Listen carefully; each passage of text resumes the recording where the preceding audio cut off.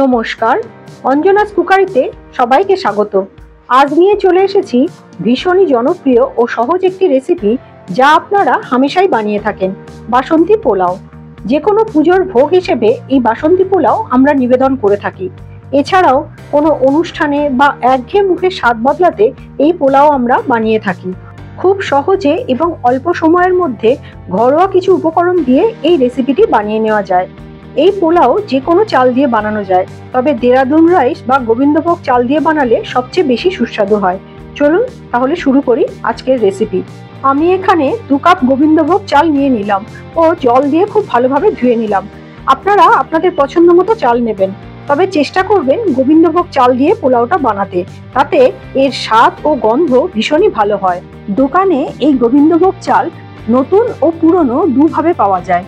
পুরনো গোবিন্দভোগ চাল একটু লালচে রঙের হয়, আর নতুন চাল ধপধপে সাদা ও ফ্রেশ হয়। দেখলেই আপনারা বুঝতে পারবেন কোনটা পুরনো চাল আর কোনটা নতুন চাল। 2 ধরনের চাল দিয়েই বানানো যায়, তবে সেক্ষেত্রে জলের মাপটা একটু হেরফের হয়। আমি রান্নার সময় বলে দিচ্ছি জলের মাপটা কেমন হবে। দোকানে নতুন গোবিন্দভোগ চালটা পেয়ে গিয়েছিলাম, নিয়ে নিয়েছি। দেখুন কতটা ধপধপে সাদা। পরিমাণ মতো জল দিয়ে বেশ কয়েকবার ভালোভাবে ধুয়ে নেওয়ার পর একটা স্ট্রেনারে কিছুক্ষণ রেখে দিয়েছিলাম, যাতে এক্সট্রা জল সহজেই বেরিয়ে যায়।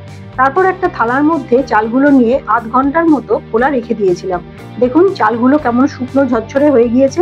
পোলাও রান্নার আগে চাল যদি এইভাবে প্রস্তুত করে নেওয়া যায়, তাহলে পোলাও একদম পারফেক্ট হবে। প্রতিটা দানা আলাদা থাকবে, ঝুরঝুরে হবে। তাই রান্নার আগে চাল প্রস্তুত করে নেওয়াটা একটা গুরুত্বপূর্ণ স্টেপ। এবার শুকনো চালগুলো একটা মিক্সিং বোলে নিয়ে নিলাম। এর মধ্যে একে একে কিছু জিনিস মেশাবো। দিয়ে দিলাম পরিমাণ মতো লবণ, 2 থেকে 3 চা চামচ মতো চিনি। লবণ ও চিনির পরিমাণ নিজেদের পছন্দ মতো রাখবেন।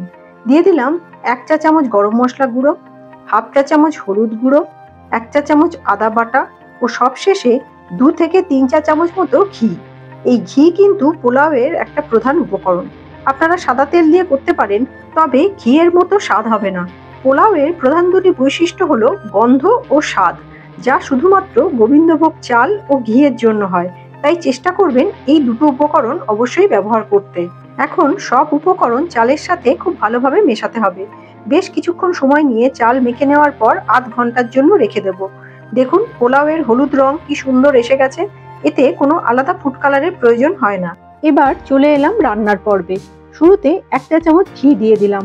ঘি গরম হলে এর মধ্যে ফোড়ন হিসেবে একটি তেজপাতা ও কয়েকটি করে এলাচ, দারচিনি ও লবঙ্গ দিয়ে দিলাম। ফোড়নের পরিমাণ আর আলাদা করে বললাম না, আপনারা আপনাদের পছন্দ মতো রাখবেন। ফোড়ন দেওয়ার পরে কিছুক্ষণ নাড়াচাড়া করতে লাগলাম, যতক্ষণ পর্যন্ত না একটা সুন্দর গন্ধ বেরোয়। ফোড়ন ঘিয়ের মধ্যে ভাজতে হবে। যখনই একটা সুন্দর গন্ধ বেরোতে শুরু হলো, তখন এর মধ্যে বেশ কিছু কাজু বাদাম দিয়ে দিলাম। এই কাজু বাদাম ভাঙা অথবা গোটা, যেটা আপনাদের পছন্দ দেবেন। আবার ভাঙা ও গোটা একসাথে মিশিয়েও দিতে পারেন, যেটা আপনাদের পছন্দ। কাজু বাদামও একটু ভেজে নিতে হবে। কাজু বাদাম সামান্য ভাজা হয়ে এলে এর মধ্যে কিছু কিশমিশ দিয়ে দিলাম। কিশমিশও ভেজে নিতে হবে। এই কাজু বাদাম ও কিশমিশের পরিমাণ নিজেদের পছন্দ মতো রাখবেন, এর এক্সাক্ট কোনো মাপ নেই। কাজু বাদাম ও কিশমিশ সামান্য ভেজে নেওয়ার পরে এর মধ্যে মেখে রাখা চাল দিয়ে দিলাম। চাল দিয়ে সবকিছু আবারও ভালোভাবে মেশাতে লাগলাম। বেশ কিছুক্ষণ ধরে নাড়াচাড়া করে পোলাওয়ের চাল ভেজে নিতে হবে। এখানে একটা কথা বলে রাখি, চাল কিন্তু খুব ভালোভাবে ভাজা হতে হবে, নয়তো পোলাও কিন্তু ঝুরঝুরে হবে না। ভাতগুলো ভেঙে যাবে আর আঠালো হয়ে যাবে। তাই চাল খুব ভালোভাবে ভেজে নিতে হবে, এটা খেয়াল রাখবেন। এবার এর মধ্যে গরম জল দিয়ে দিলাম। গুরুত্বপূর্ণ বিষয়, 1 কাপ চালের জন্য 2 কাপ জল লাগবে। এই রেশিওতে গরম জল দিতে হবে। ঠান্ডা জল কিন্তু কোনোভাবেই দেওয়া যাবে না, অবশ্যই গরম জল দিতে হবে। আমি যেহেতু 2 কাপ চাল নিয়েছি, তাই 4 কাপ জল দিলাম। অর্থাৎ চাল ও জলের রেশিও 1:2 হতে হবে। যদি পুরনো গোবিন্দভোগ চাল হয়, সেক্ষেত্রে নতুন চালের থেকে একটু বেশি সময় ফোটাতে হবে। তাই জলের পরিমাণ একটু বেশি দিতে হবে। তখন চাল ও জলের রেশিও হবে 1:3। এইভাবে মেজারমেন্টটা করতে হবে। এবার ঢাকা দিয়ে 3 থেকে 4 মিনিট ফুটতে দিলাম। একটা লবঙ্গ দিয়ে ঢাকনার ছিদ্রটা বন্ধ করে দিয়েছিলাম। 3-4 মিনিট বাদে ঢাকা খুলে 4-5টি কাঁচা লঙ্কা দিয়ে খুব আলতোভাবে নাড়াচাড়া করতে হবে।